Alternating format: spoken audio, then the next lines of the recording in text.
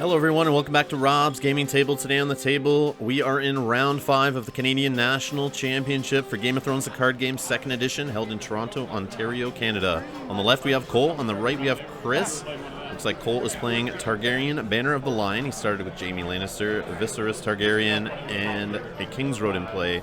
On the right we have Chris playing Lannister, Banner of the Dragon. He's also has Jaime Lannister in play, Ser Jorah Mormont, and a Rose Road to start for setup here. And this is at table number 2 of round 5. So far, there are 6 rounds of Swiss, I believe. So these are a couple of the top players near the end of Swiss. We do have videos coming up for the cut, so you guys will get to see possibly these players playing again. You ready? Yep. All right, both flipping Summer Harvest, so both going to set each other's plots basically at 2 gold. Here, I just have a coin. So, heads or tails? I'll let it hit. I'm not sure why they're flipping. There is a King's Road in play that does give +1 initiative to Cole on the left, so he should win either way and then choose who goes first.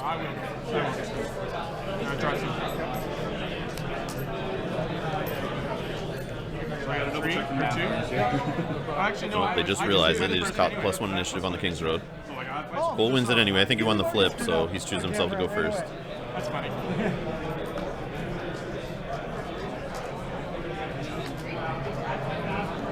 So he plays in Illyrio's Estate, limited reducing location for Targaryen cards.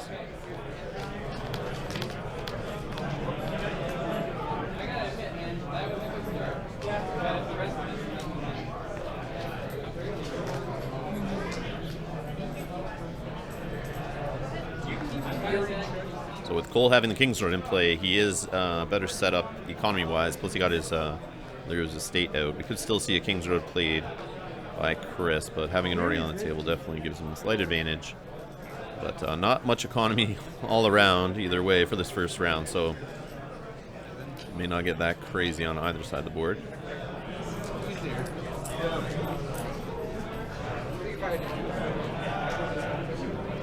It's a harder choice than it should have been whether or not I played him.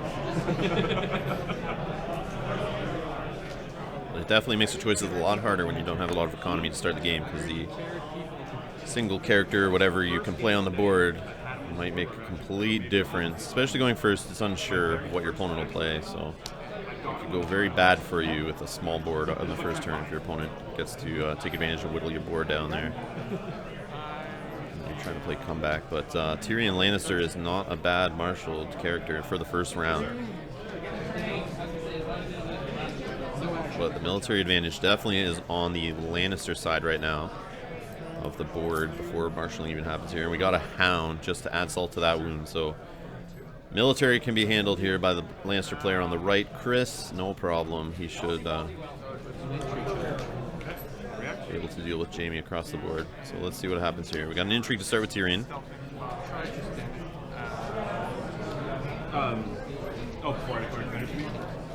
Or maybe not. Cole looking like he stands the card back up, decides not to do the challenge yet. Chris does have a 9 strength and intrigue across the board too. We'll do intrigue stealthing by Mr. Jaime. Sorry? So Jaime gets stealth, so it looks like he wants to win this intrigue challenge. He's going to use Tyrion to stealth them. So that leaves only Ser Jorah to defend with 4, so it wouldn't stop it. I might have, in that case, just have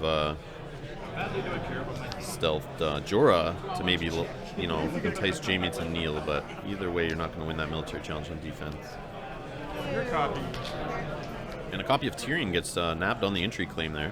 Military power defense. We'll do a military. And we got a military with Jaime, which may just lead to the Hound blocking and going back to hand. He is the only power icon on the table. You just you could defend with Jaime involved in the challenge, and like Ser Jorah, both gaining renown. On the defense, you don't have to lose anyone on claim, but then you don't have enough to come back early. You just let Ser Jorah die and leave Jaime and the Hound to do some work. But then that may leave Jaime alone on the board after, and a march to the wall could happen and wipe the Lannister player's board. So this first turn is very fragile. You can't go too aggressive, and you got to be careful what challenges you let go through. Because you could whittle down to nothing and then be going in the second round with an empty board. Especially with Targaryen Lannister decks, they are usually all about the kill. So it looks like Hound and Ser Jorah are going to block it.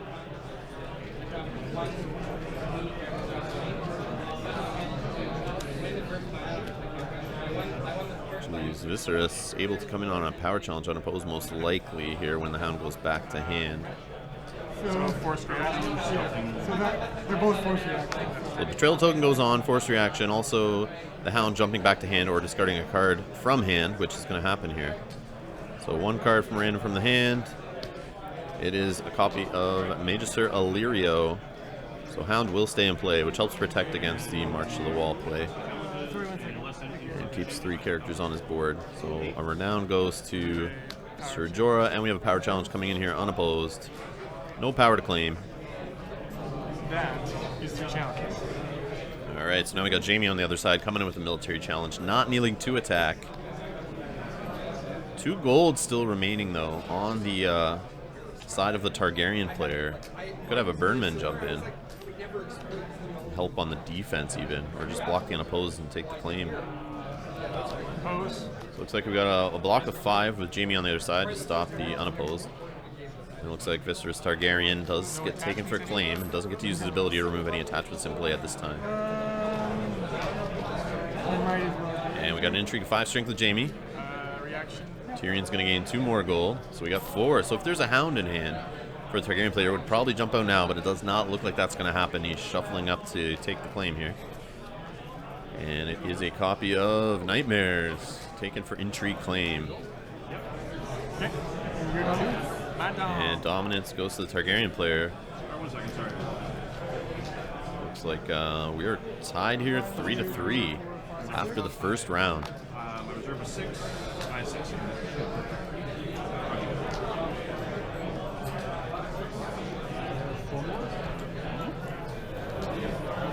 And if you haven't already done so, please subscribe to the channel here. I'd appreciate the support. It's free, and if you can get us up to 3,000 subscribers, I'm definitely giving away a bunch of Game of Thrones related prizes. I'll run some giveaways, and we'll do a big-ass live stream for you guys. That we'll try to get you guys involved somehow during it, like picking decks or something funny. Submitting decks ahead of time maybe to get played, that kind of thing. We'll do something fun to include you guys. So share these videos on social media, get your buddies to subscribe, get us up to 3,000, and we'll do a bunch of giveaways. And I appreciate all the support you guys are giving this channel, even just by watching the videos. Hit that like button, leave some comments. And if you want to donate, you can do so on patreon.com/Rob's Gaming Table. Every little bit helps, guys. Helps offset the cost of this work. I do. And I appreciate it all. Thank you so much, guys. Pretty much. And this thing last turn was like I can play it. So it looks like we have Noble Cause flipped on the Targaryen side, and a second Summer Harvest flipped on the Lannister side here. And it looks like the Lannister player is going to go first. He's going to get 7 gold. +1 for the Rose Road.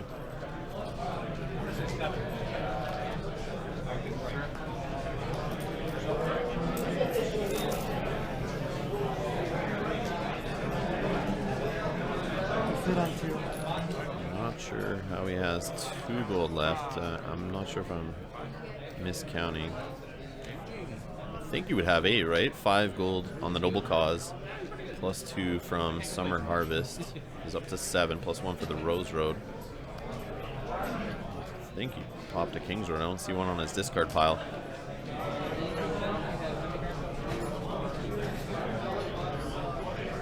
Maybe some miscounting there. When paying for Miri. And Miri gets some milk put on her.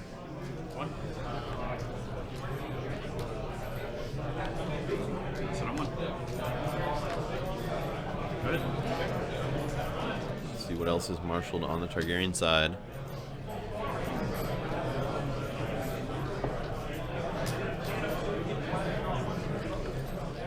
Already spent 1 gold on a milk. He's got 4 gold left, plus the Illyrio's estate to reduce a Targaryen card.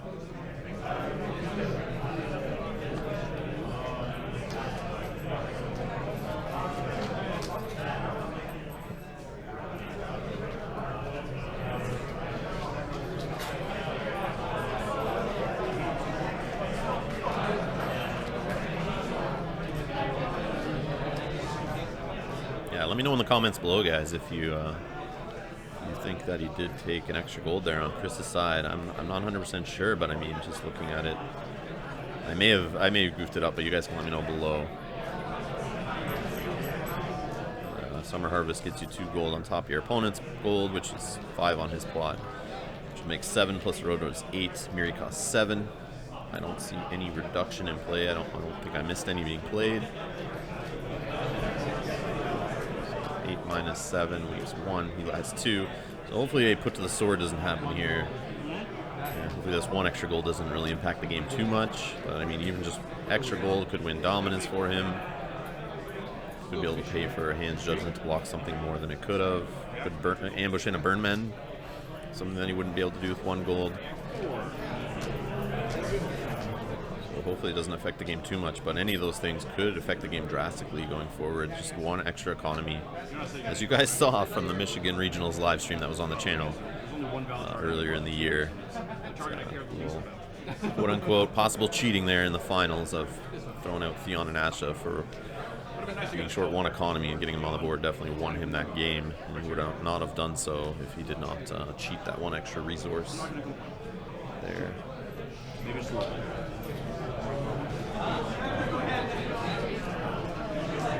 And if you guys are unsure what I'm talking about from that regional, I can link that in the description below, so you guys can go back and check that out, what I'm talking about, and you can decide if it was cheating or not. But either way, it was an illegal play, and it won him the regional, and it wasn't noticed till after when I post the videos on this channel. No reactions. Like I said, of the board, I didn't want to lose him, but I'm most okay with losing him. It's annoying, sir. Yes, I understand.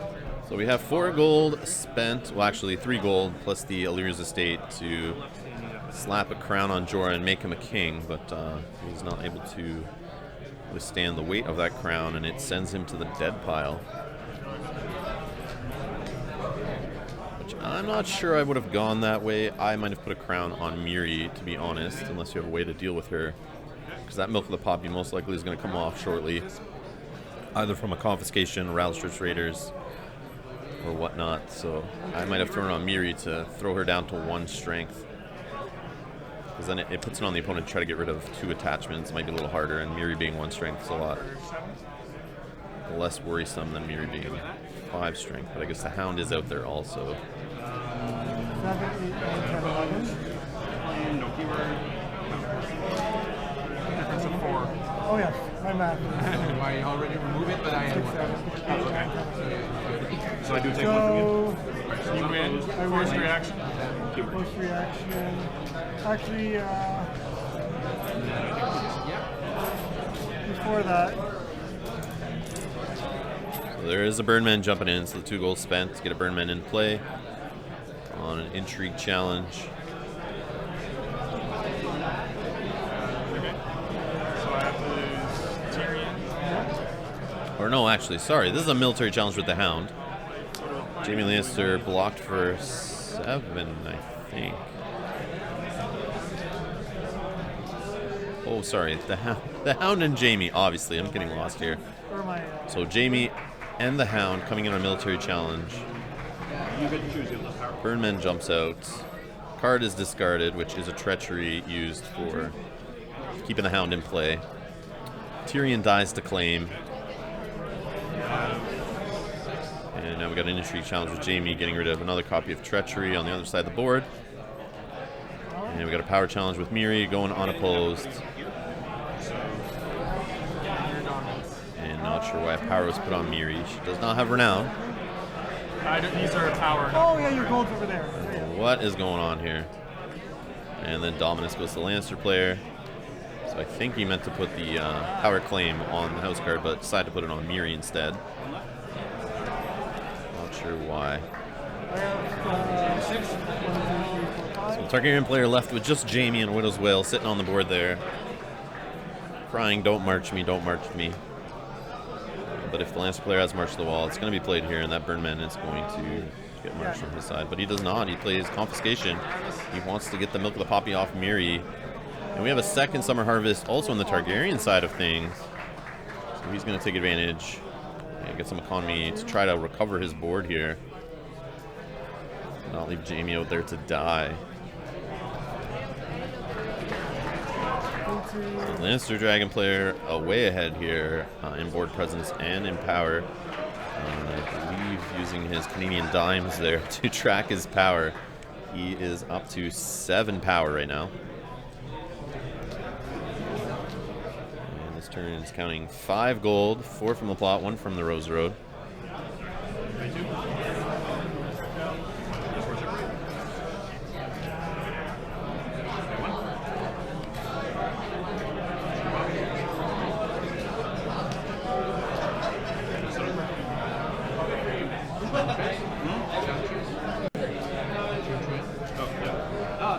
And we got a Corona Vestothrak.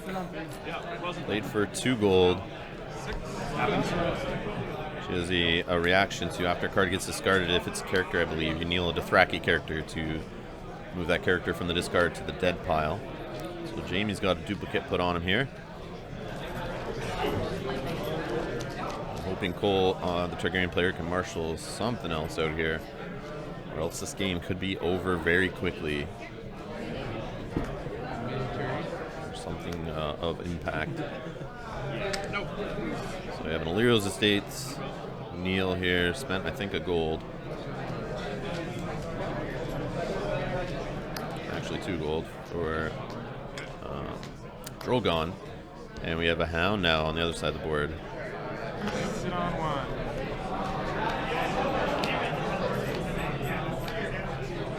1. 3 gold saved on the Lannister side, 1 gold on the Targaryen side, going into challenges here. Miri no longer has the milk on her, so she is out to kill. But to win a challenge alone, I think she can do it on the power challenge only with the Hound, that little combo. But she's not able to win an intrigue challenge on her own, since Jamie does have a Widow's Wail, so he is +2 strength. Unless Miri got a Widow's Wail of her own thrown on her, which is usually in the Lannister Dragon deck for sure. Usually at least 1 copy.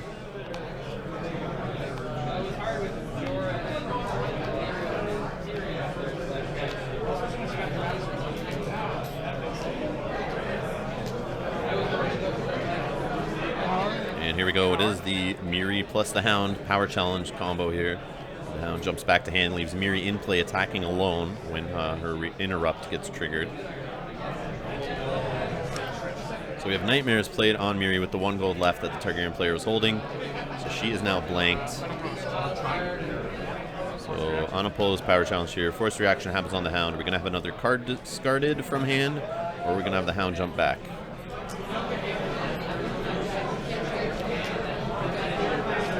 He only has 3 gold remaining, so he's not able to pay for the Hound to jump back in. But if you fear a wildfire is coming, you might not want to leave him out in play. Or even an Ill and Pain could be marshaled next turn and kill the Hound. So I think jumping him back to hand is probably the smartest move, but if you're about to lose an intrigue challenge also, maybe it's not. You don't want him in hand and rather just discard a card now when the Hound's safely on the board. Quote unquote safely on the board. Alright, Hound goes back to hand. And we got unopposed and claim.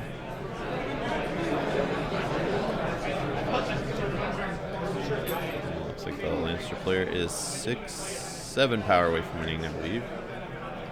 He's sitting on, actually, what's he got? 6 on his house card, 3 on the characters in play. 5?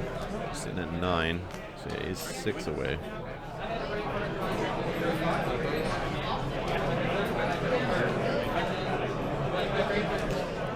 Jamie coming in on the military here, 5 strength. And the Hound's going to block it. Force reaction on the Hound. Sends him back to hand. I'm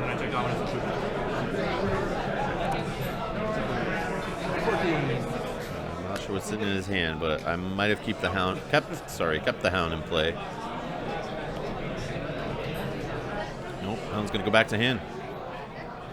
And now an intrigue challenge coming in from the Crone. And no defenders. Tears on Drogon. And a card comes out of hand. It's a put to the sword. over to the Targaryen player for challenges. Done? Yep, I'm here. Go first. So military challenge with Jaime alone. And the Birdman's going to block the unopposed. Jaime's got 7 strength, that Widow's Will hanging on in there. Birdman's going to be chosen for claim. And Jaime gains the renown on the military challenge. Now we got an intrigue for 7 coming in from Jaime Lannister. We got Jaime across the board, still standing. He can block the unopposed with him. And it looks like no defenders. Rattle Shirts Raiders discarded for claim. And into challenges, Drogon goes to the dead pile. Before the end of the round. And the Burnman's going to jump in actually before the end of challenges, I guess. Dominance goes to the Lannister player.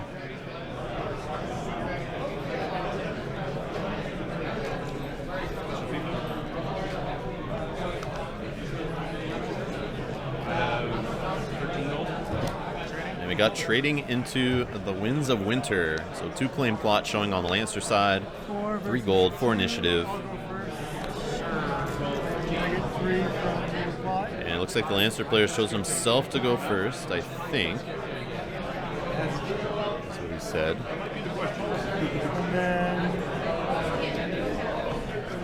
Yeah, looks like he's going first. So we got 3 gold from trading with the Matoshi, plus 4 more. 3 for the plot, 1 for the Rose Road. He's sitting at 7 gold. It's a pretty good high number.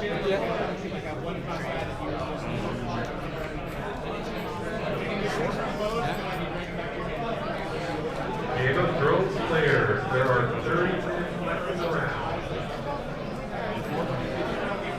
Targaryen players got to find a way to deal with Miri.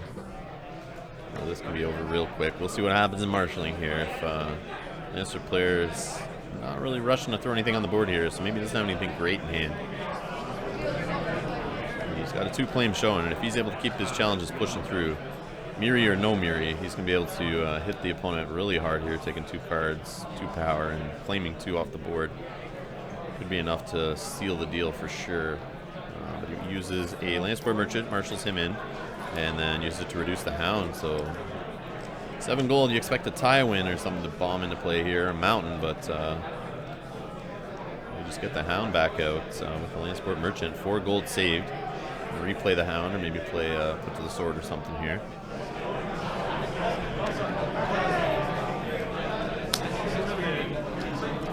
So 11 gold on the other side, 10 from the plot, 1 from the Rose Road.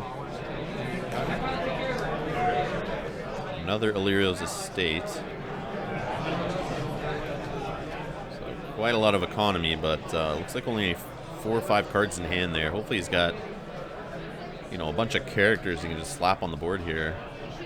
Milk of the Poppy, maybe a Nightmare, some way of dealing with Miri, maybe a Treachery even.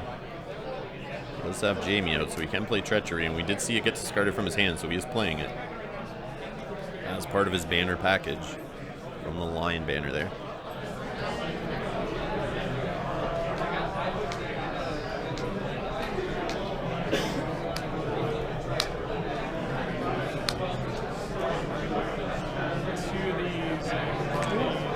We got a copy of Rhaegal marshaled into play. The gold and the 2 Illyrio's Estates there. And the Mountain. If anyone's going to help make a comeback, it's the Mountain. That guy can just kill characters off the board, especially using his randomized ability there off the pillage of killing something in play. Can usually kill somebody pretty beefy sometimes and take down the power count off of a renowned character. Kind of even out the game sometimes. I've used him multiple times to come back in games. Just has that kind of ability to swing the game in your favor sometimes. So we'll see if that happens here. But that's definitely a great board on the Targaryen side to defend against a Put to the Sword. Keep him from taking a beating. So we have an intrigue challenge with the Corona Vase with Thrak. Rhaegal coming in to block it fully. Here comes that power challenge combo with Miri and the Hound. 11 strength. Hound will jump back out of play if Miri wins alone, which it is unopposed. Hound jumps back. I'll claim every place. And Miri kills the Mountain. That's me too. He had no answer for it. I'm not sure why he played. I guess he had to. That is too bad. 7 costs just to put the mountain in to die before even getting to use him. That is too bad. Lancer players 4 power away. Only 3 power on the Targaryen side. Military. So we got military challenge with the Hound, Burnman, and Jaime. So forget what I said about put to the sword possibility here. It is a huge possibility, but no gold remaining. No gold remaining actually on the Lancer side, so that is not a possibility anymore. Sorry, I forgot to use the gold to play the Hound out. Yeah, 2 claim coming through, so I guess this is the reason to throw it all in there. So Jaime for one of the claim. Rhaegal looks like for the other claim. Obviously Jaime saved himself with the dupe. Hound jumps back to hand from winning there. Jaime gets another renown. 3 power away the Lancer players for winning here. Well, yeah. If you win a back, yeah. Yeah, I won the power challenge, yes. Yeah. And unopposed. Oh, looks like a military challenge there. Opposed by Jaime. Kills the Lannister merchant. I mean, don't grab nothing. And an unopposed intrigue challenge. Grabbing a copy of Put to the Sword out of the Lancer player's hand.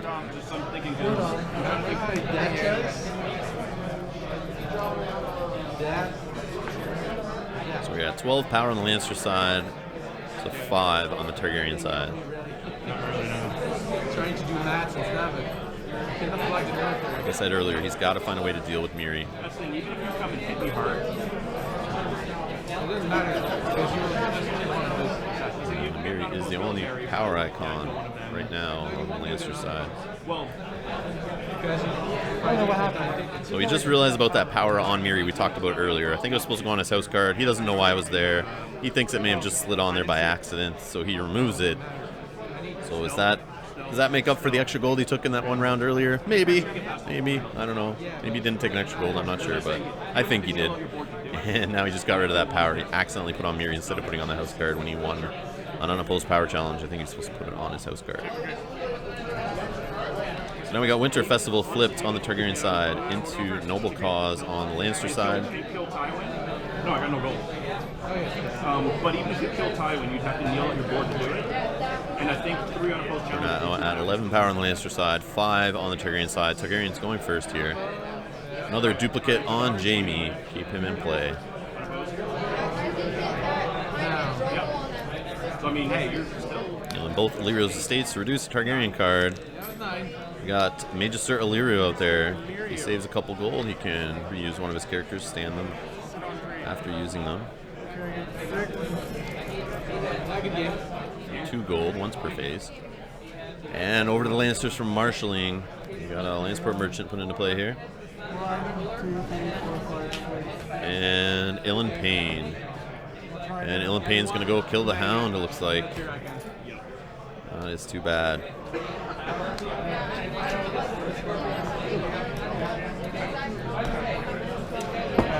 We started. 1 card left in the Targaryen player's hand. And we've got a military challenge of 7 coming in with Jaime and the Widow's Will, not kneeling to attack, of course. Well, just being able to slow down. No Hound in play this time on the Lannister side, and no money to ambush him in. And not enough military to defend fully. He's got the Birdmen and Jaime only on the board. And they are only 7 total, so Ty would go to the attacker. But he's going to go unopposed. And no put to the sword in the Targaryen player's hand. He has a gold if he just won that challenge by 7. He would have been able to use it, but he didn't have it. That would have been a beautiful way to deal with Miri. Or even Jaime. So it's like, I'll just drop something I don't care about. But the Lannisport merchant going for claim. Jaime gets another power. Yeah, Janos will have died instead of. Exactly. And it was like, I don't really want to lose Janos. So I was like, I'll just put down a chart. It doesn't matter. Let's save some gold. Oh, wait. I should probably end, but I need to win my next one. Yeah. Well, good luck, man. So he can deal with Miri coming back at him on an intrigue challenge, but not a power challenge by the looks of it. So Miri is most likely going to target kill either Jaime to get rid of his final dupe or Illyrio. Most likely Illyrio. Very only mark.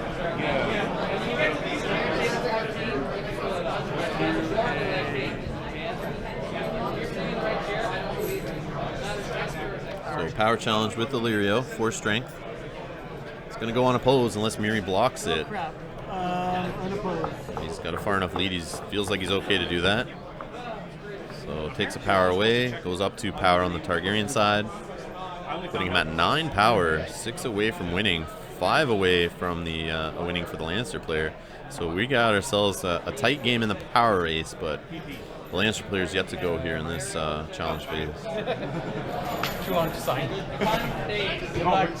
10 power on the Lanny side, 9 power on the Targaryen side. Yeah. Well, I just meant in general, so I'm sure we'll run into I haven't yet. Okay. Think about it. Okay, sorry, I wasn't sure if I missed it. Could have an intrigue challenge left here with the Targaryen side using Jaime. That leaves him fully exposed, which I don't think is a great idea. And he's going to pass it over to the Lannister player that comes in and attacks on intrigue challenge with the Crone. Remember, Illyrio hasn't triggered yet, so Illyrio can stand Jaime or himself if necessary.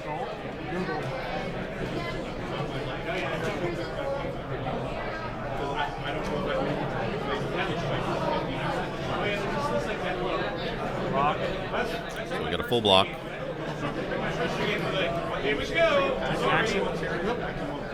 And Illyrio is going to stand Jaime. He does that very quickly before Illyrio possibly dies here. No gold for a treachery play on the Lannister side to cancel that. So Jaime safely stands. And here we got a military challenge with Jaime and the Burn Men for 7. Yeah, no goal. Hopefully the Targaryen player is holding a Nightmares in hand.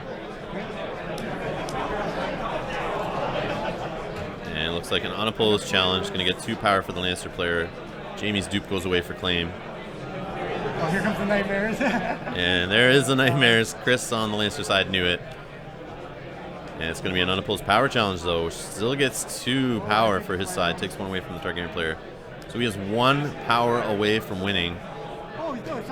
And dominance actually goes to the Targaryen player, who also gains 2 from Winter Festival, so puts him up to 11 power on the Targaryen side, 14 on the Lannister side. Still a tight game, but I don't know. No cards left in the Targaryen player's hand. He's going to use his top deck something crazy here. And it's Wildfire into Counting Coppers. So this may actually swing things around a little bit. 3 characters left on the board, but having Ilan Payne staring at you definitely limits your options of what characters you want to marshal in.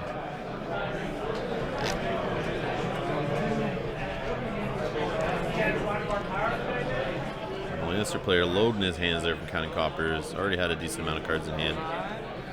So he definitely has probably seen a lot of the options to play, but he's only going to have 3 gold to play it, so we will see here.